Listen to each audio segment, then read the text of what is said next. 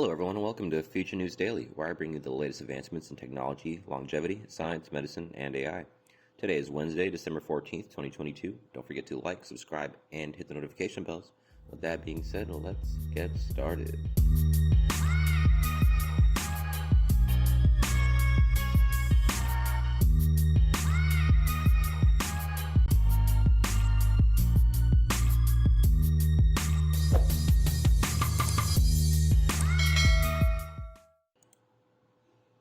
So first up today, this robot is on a mission to eliminate short car trips. Kind of reminds me of R2-D2 a little bit, just a little bit. So I'm going to skip down just a little bit of an intro paragraph in the top. So service robots are now an $11 billion industry, according to the International Federation of Robotics, with nearly 200 new fleets launched during the pandemic. Most of those bots are in hospitals assisting in surgery, for example, and many can be found trundling around warehouses and factories. But Gitamini, which is the one we're talking about today, wasn't designed to pack boxes, pick oranges, or strip minerals from treacherous mines. It has a more straightforward mission: to forestall short car trips. Americans make nearly 4 such trips per day on average, according to government statistics, and 35% of them are less than 2 miles. Gita, Italian for trip, hopes to be a 28-pound solution to a 5,000-pound problem. These trips are totally walkable generally, but nobody's walking 2 miles with a bag of dog food, says Greg Lynn, CEO of Gitamini maker, the parent company being Piaggio. Fast forward. The quote continues, "We definitely want to be part of the ecosystem where you don't have to take a 2-ton thing to carry 2 bags of stuff." So trace the Gita family tree back a few generations, and one arrives at the Vespa. 7 years ago, Italian conglomerate Piaggio and CSPA was looking for a product to crack the American market where its Vespa bikes hadn't fully caught on. The company opened a research lab in Boston dubbed Piaggio Fast Forward and charged it with cooking up a micro-mobility solution that would play in the US. I think I'd heard of those, but can't put my finger on it. Anyway, a residential flight to urban exurbs and walkable suburbs combined with the nascent work-from-home movement had theoretically primed the market for Star Wars style systems. I knew they were going to say something about it. So from its Boston Skunk Works, full of architects and urban planners, Piaggio in 2019 launched the first Gita, essentially a larger version of the Gita Mini. Oh, Gita Mini. I didn't know that was... Anyway. So, but at a $3,250 market, reception from early customers was muted, and the feedback was focused. Make a smaller one. So the Gita Mini up here is $850. It came out in September 2021, slight enough for a person to carry up a flight of stairs and designed to travel anywhere a wheelchair might, including ramps and elevators. So this thing can go up ramps and elevators. That's, well, not escalators. In my head, I was thinking escalators. But anyway, so once underway, this Gita Mini zips up to 6 miles per hour, carries up to 20 pounds, and can carried for 21 miles of range on a single charge. At 1,000 cubic inches, its cargo can swallow a 12-pack with some room to spare, and the bot can handle moderately uneven surfaces like gravel and grass, though sand and snow are still a bridge too far. The Gita Mini has even figured outdoors. Piaggio engineers programmed it to scoot through and wait for its human partner on the other side, and it knows to park if it loses its minder, and it gives off apparently a sad robot moan if it loses whoever it's following. So at the Linden apartment complex in Chapel Hill, North Carolina, Gita Mini serves as both bartender and boombox for leasing consultant Jasmine Mangal, who says the robot's Bluetooth speaker is surprisingly good.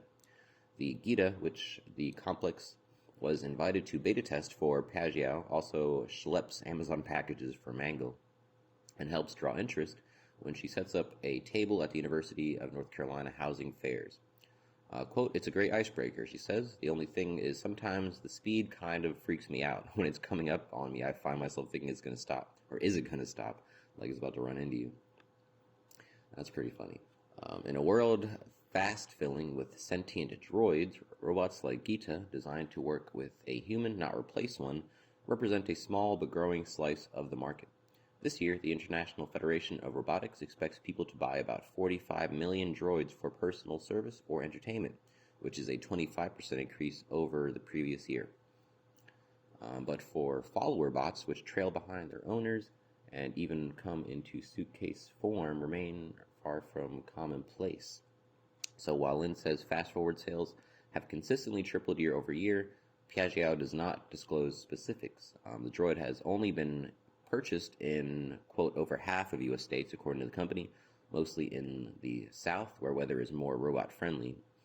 At this point, it's safe to say the Gita Mini adoption is more Segway than iPhone. The humble granny cart, though not hands-free, remains largely undisrupted. Alright, I'm going to cut it right there. Seems like a really interesting idea. I would try it out. I wouldn't spend, thousands of dollars on it. That's probably the main reason. I feel like something like this shouldn't, it shouldn't be, multiple times over the product that it's trying to replace. A cart costs $20. This thing costs $2,000. If it was $200, maybe I'd think about it more. Anyway, moving on. Hydrogen-powered new, I don't know how to pronounce this either, Pininfarina with swappable hydrogen bottles, which threaten Tesla's electric vehicles, are set for production. So I almost, again, didn't include this, but there was one feature about this car that made it really almost blow out of the water like any other competition. So I won't give it away, but we're going to find out. So car manufacturing startup Namix has revealed a prototype version of their debut hydrogen-powered vehicle, and it will be able to get nearly 500 miles out of just one charge. So, roughly the kind of along the lines with the leading industry hitters, 500 miles of range, roughly about what a top electric car can do. So that part isn't really what struck me. So let's read on. The vehicle, known as the HUV, is the first model to be partially powered by a patented removable tank system created to make hydrogen fuel widely available. Now, here it is. Patented removable tank system. Removable, which means replaceable. And it continues down here. 6 replaceable hydrogen tank slots are visible at the Namix HUV0. So right here, these little knobs right here are all removable hydrogen packs. So anyway, let's read on. 6 interchangeable tanks are added to the HUV's main tank to provide drivers with 500 miles of range. All 6 of the tanks are concealed within a model's rear for convenient access. But this car's eco-friendly design doesn't mean you'll have to sacrifice significant performance. The Namix HUV 4-wheel drive GTH can jump from 0 to 62 in 4.5 seconds and delivers a whopping 550 horsepower.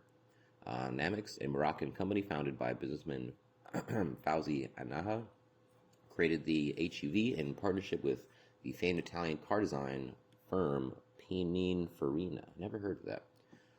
Took years to produce. Of course, they're going for the zero-emission car travel, etc. Trying to get down to the interesting part. So in a statement, Anahan said, quote, "Our double ambition is to become, or whatever that is, to become new reference in the world of zero-emission cars and to constantly explore new territories to facilitate mobility of our consumers. Namix is a collective project built with the best industrial and technical partners in Europe and Africa. Its product will be available from 2025, fourth quarter, so about 3 years from now, around 68,000 to 100,000, depending on added options. Let's see, 70%. KPMG survey had 78% say that hydrogen fuel cells have a better long-term future than electric vehicles. So that's a pretty big percentage. The executives cited hydrogen-powered models' short refueling time of a few minutes as a significant advantage of other EVs. So here, for those of you looking at the screen, you can see the charging packs or the hydrogen packs. They're, lightweight, seemingly, easily carryable in one hand. So maybe 5, 10 pounds, 20 pounds, whatever. and you can take them out and replace them in a few minutes. So this brings back the, couple minute gas station change. This is what really sold it for me. So, and what I think will sell for a lot of customers. I mean, it looks the same as any leading electric or, carbon zero vehicle, but the ability to maintain that couple minute driving, or charging station, I think will really, really blast them past competition.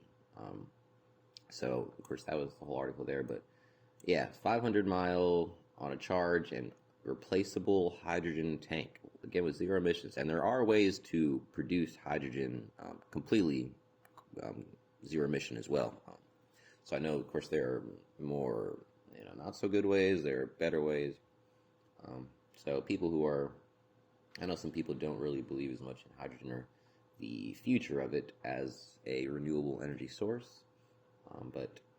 or more as a clean, green energy source. But do a little more research into it. I think it's worth it. Moving on, quick bursts of intense physical activity may help you live longer. So this one's interesting, and they really mean quick bursts. Not, this isn't talking about an hour-long workout or, a 10-minute thing within that. This is, strictly just a few minutes of vigorous daily activity. Running for a bus, racing upstairs, may reduce your odds of a premature death by more than 1/3, a new study suggests. So people who hate the gym but still want to reap the many potential health rewards of high-intensity workouts may be in luck. A new study suggests that the type of activity burst many of us get while going about our day, like running to catch a bus or racing up the stairs at work, can have significant longevity benefits. In the study, people who engaged in just 3 surges of activity during the day, each lasting only a minute or two, were 38 to 40% less likely to die prematurely from all causes or from cancer in particular than individuals who didn't have any burst of vigorous activity in their days. These few infusions of activity each day also roughly halved the risk of an early death from heart disease. And that's insane. So that's just from a collective 6 minutes of workout a day, of course, splitting it up almost like a HIIT training, except like specialized, isolated HIIT training throughout the day. That's what it kind of sounds like. So what's remarkable in the study is that all the physical activity occurred as people went about their daily lives, not as part of a planned workout in the gym. The results suggest that lots of things people do without intentionally planning to exercise, like chasing their dog or hauling groceries home from work, or from the store, whichever, could make a big difference in longevity. Quote, individuals who find structured exercise unappealing or infeasible may consider exploring opportunities to introduce brief but regular bouts of vigorous physical activity into their daily routines, the study team wrote in Nature Medicine. The study, authors believe, is the first large-scale analysis of the relationship between spurts of non-exercise physical activity and longevity.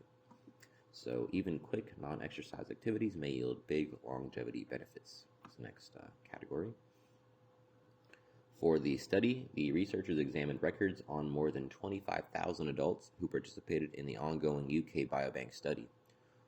Participants were 62 years old on average and didn't do any exercise more vigorous than a leisurely walk once a week. All of them wore fitness trackers, so each researcher could look at the frequency and intensity of any physical activity that they got as they went about their normal routines. Data from these trackers showed that nearly all the bursts of activity people got were really short. About 92% of these quick surges of exertion lasted up to 1 minute, and roughly 98% lasted up to 2 minutes. Or 98% of these bouts lasted up to 2 minutes. So after an average follow-up period of about 7 years, a total of 852 people died, including 266 fatalities from heart disease and 511 from cancer. One limitation of the study is that it's possible participants' exercise habits changed over time, and researchers only assessed this once at the start. It's also possible that people who chose to participate in the UK Biobank study, which collects vast amounts of medical data and lab test results, might not be representative of the majority of people who might lead sedentary lifestyles, who could benefit from most from incorporating few bursts, not hours, that's the whole point, incorporating a few more bursts of activity into their routines. So even with its limitations, the new study adds to a growing body of evidence suggesting that there can be great health benefits from brief bursts of exercise, particularly in the context of traditional workouts and gym routines. Much of the research in this area focuses on planned workouts known as the high-intensity interval training that strive to get the heart pumping through periods of vigorous activity interspersed with brief rest periods. So again, what was that? What I was just talking about. For example, one 2020 study found 4-minute bursts of intense exercise associated with increased longevity, according to the New York Times. Similarly, another study published in 2021 in Medicine and Science in Sport and Exercise found just 15 minutes of interval cycling 3 times a week with intense effort lasting only 4 seconds, increased strength. And a separate study published in 2019 in Applied Physiology, Nutrition, and Metabolism found dashing upstairs a few times a day for just 20 seconds each go-around associated with better aerobic fitness. So multiple reviewed, studies, peer-reviewed studies.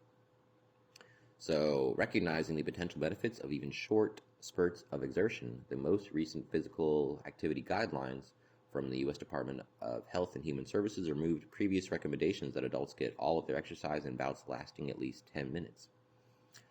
Quote, adults should move more and sit less throughout the day, the latest guidelines stress. Some physical activity is better than none. Adults who sit less and do any amount of moderate to vigorous physical activity gain some health benefits. All right, so even a little does way more than you would expect here. Yeah, pretty motivating, especially considering most people might not have to change anything about their routines at all. So, yeah. Moving on to our last one. Cellular glue can regenerate tissues, heal wounds, and regrow nerves. This was my favorite one for the day, of course. So kind of confusing on how to word it, but synthetic molecules that adhere cells, so adhesive cells, could accelerate regenerative medicine field and move towards building and repairing organs and tissues. So the one thing I don't know is the speed of this, like what's actually going on, but I'm sure we'll find out. So researchers at UC San Francisco, or UCSF, have engineered molecules that act like cellular glue, allowing them to direct in precise fashion how cells bond with each other. This discovery represents a major step towards building tissues and organs, a long-sought goal of regenerative medicine. So, adhesive molecules are found naturally throughout the body, holding its tens of trillions of cells together in highly organized patterns. They form structures, create neuronal circuits, and guide immune cells to their targets. If I remember correctly, it's something around 50 trillion cells that are in the human body. So, mind-boggling amount. Adhesion also facilitates communication between cells to keep the body functioning as a self-regulating whole. So now, a new study published in Nature details how the researchers engineered cells containing customized adhesion molecules that bound with specific partner cells in predictable ways to form complex multicellular ensembles.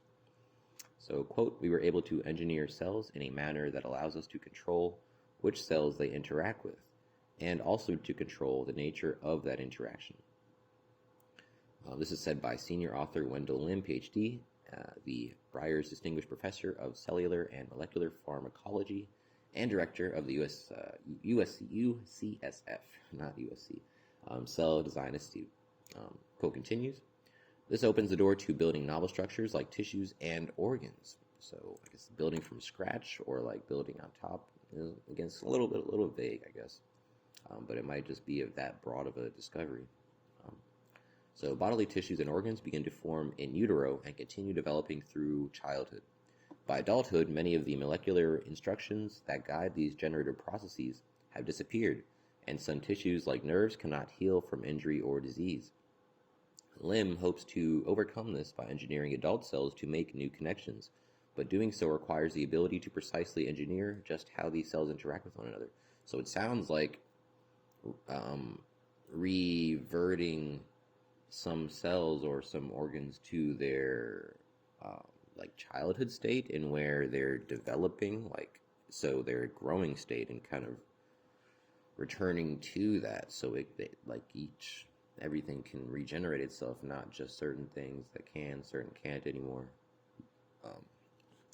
So what it sounds like.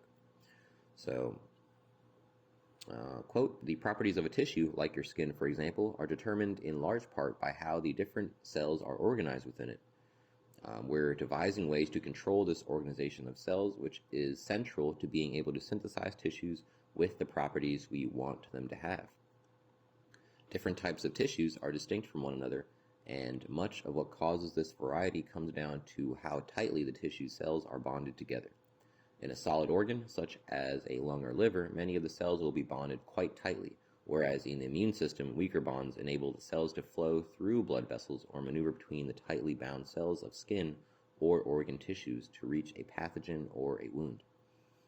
To direct that quality of cell bonding, the researchers designed their adhesion molecules in two parts. One part of the molecule acts as a receptor on the outside of the cell and determines with which other cells it will interact. And a second part, located inside the cell, tunes the strength of the bond that forms. The two parts can be mixed and matched in a modular fashion, creating an array of customized cells that bond in different ways across the spectrum of cell types. So Stevens said these discoveries also have other applications. For example, researchers could design tissues to model disease states to make it easier to study them in human tissue. Cell adhesion was a key development in the evolution of animals and other multicellular organisms, and custom adhesion molecules may offer a deeper understanding of how the path from single to multicellular organisms began. That would be interesting to see, or be able to map that step-by-step progression, because of course we'll never be able to go back in time to see it. So ends off with a quote. It's very exciting that we now understand much more about how evolution may have started building bodies. Our work reveals a flexible molecular adhesion code that determines which cells will interact with and in what way. Now that we are starting to understand it, we can harness this code to direct how cells assemble into tissues and organs. These tools could be really transformative, they say. Wow. So that really does have a lot of promise. I mean, multiple different facets. So that is the last article I have for you today. Don't forget, this video is for educational purposes only. I will never recommend any investments, solicit your time or money, attempt to contact you on any other platform, or own any rights to the information within this content. With that being said, thanks for tuning in, and I'll see you in the next one.